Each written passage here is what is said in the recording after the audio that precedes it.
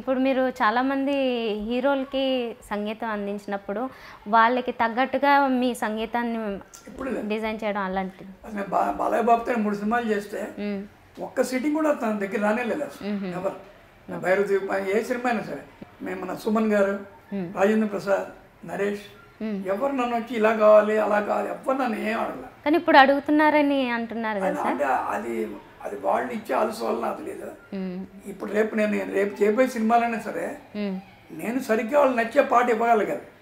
నేను ఇస్తే నా వల్ల రారు కదా వాళ్ళకి ముందే అడుగుతాం కదా సిట్టింగ్స్లో, మీకు ఏ టైం సినిమా ఇది ఇలా చేస్తే బాగుంటుంది ఇలా ఉంటుంది ఆ డిస్కషన్ ఉంటుంది కదా.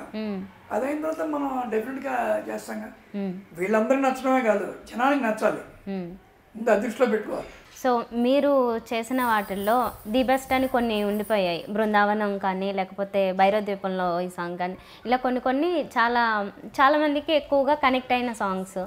వాటిలో మీకు చాలా బాగా నచ్చేది, మీరు మళ్ళీ చూసుకునేది, ఇష్టపడేది అలా ఏదైనా 1-2 చెప్పగలుగుతారా? అన్నీ ఇష్టపడే చేస్తారు. నేను ఫ్లాప్ అయిన సినిమాల్లో కూడా బెస్ట్ మ్యూజిక్ ఇచ్చాను. అది మ్యూజిక్ తెలిసిన వాళ్ళకి బాగా తెలుసు. కామన్ వాళ్ళకి ఏంటంటే ఏ సినిమా హిట్ అయిందో ఆ పాటలో వాళ్ళు అడుగుతుంటారు.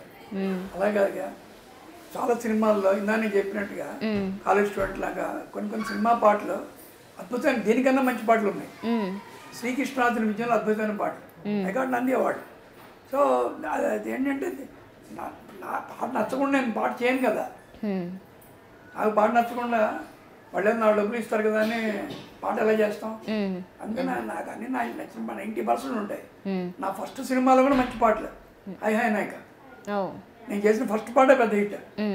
ఇది సరిగమ లేదు కానీ రాదు, భాష లేని గురువు అంటే గుండ్రాయి కాదు, అలా ఏం లేదు. అన్నీ నా మనసుకు నచ్చిన పాటలే. అండ్ వెరీ మచ్ నాకు ఏ డైరెక్టరు, ఈవెన్ రాఘవేంద్ర వారికి నాకు టీవీ సీరియల్ చేశాను, టైటిల్ సాంగ్ చేయమన్నా. 2 days కూర్చున్నా. మొదటి రోజే సిట్టింగ్లో బాగుందా, ప్రమాణంగా ఉందన్నారు. కాదంటే 2వ రోజులో ఉన్న మామూలు కూర్చున్నా సార్ అక్కర్లేదా, ఒకే ట్యూన్ అంతే. ఓకే, ఎందుకు కుదురుతుందంటే because I'm a keyboard player. Keyboard ప్లేయర్స్కి అంటే నేను కానీ, మణిశర్మ కానీ, ఏఆర్ రెహమాన్ కానీ, ఇళయరాజా కానీ, ఇలా మేమందరం ఏంటంటే కీబోర్డ్ ప్లేయర్స్ అంటే బాగా పెద్దవాళ్ళ దగ్గర బాగా నలిగి ఉంటారు కదా. వాళ్ళకి ఆల్రెడీ డైరెక్టర్స్తో తెలిసి ఉంటుంది. రాఘవేంద్రరావు వస్తే ఆయనకి ఏ టైప్ సాంగ్ చేయాలో ఆయన అడటానికి ముందే నాకు అర్థం అవుతుంది. సంగీతం గారికి ఏం కావాలి, బాపు గారికి ఏం కావాలి, అది కీబోర్డ్ ప్లేయర్కి ఈజీ. అది ఓకే, కీబోర్డ్ ప్లేయర్ అంటే next post to music director. So ఎంతమంది మాకు ఇది ఉంటుంది కాబట్టి ఒక విశ్వనాథ్ గారితో సినిమా చేసినప్పుడు ఆయనకి ఎలా ఇస్తే ఆయన ఇష్టపడతారో మనకు ముందే తెలుస్తుంది. అది ఎక్కువ మంది అయితే ఇప్పుడు జనరేషన్లో వాళ్ళు కూడా కీబోర్డ్ చిన్నప్పుడే నేర్చేసుకుంటున్నారు. కీబోర్డ్ నేర్చుకోవడం చాలా మంది తెలియదు. కీబోర్డ్ నేర్చుకునేది ఉండదు, హార్మోనియం లానే. అదే దీంట్లో గ్రేడ్స్ ఉంటాయి. ఆ గ్రేడ్స్ నేర్చుకుని బ్రహ్మాండంగా వచ్చిన వాళ్ళ హ్యాండ్లింగ్ వేరుగా ఉంటుంది. దాంట్లో మన సౌత్ ఇండియాలో ఓన్లీ 3-4 ఉన్నారు ఇప్పుడు ఉన్న వాళ్ళ బెస్ట్ ప్లేయర్స్ వాడు. ఓకే, రాకేష్ ఉన్నాడు, 8 గ్రేడ్స్ పాస్ అయ్యాడు. సో అతను ప్లే చేసి వేరుగా ఉంటుంది, నేను ప్లే చేసిన వరంగా ఉంటుంది. సో అలా అనమాట. అందుకనే కీబోర్డ్ కాదు, పియానో గ్రేడ్స్ చేయాలి. అందుకనే ఎంతమంది మ్యూజిక్ చేసినా ఎవరు చేసినా ఇళయరాజా అని ఎందుకు తలుచుకుంటారంటే అతను అన్ని గ్రేడ్స్ చేశాడు.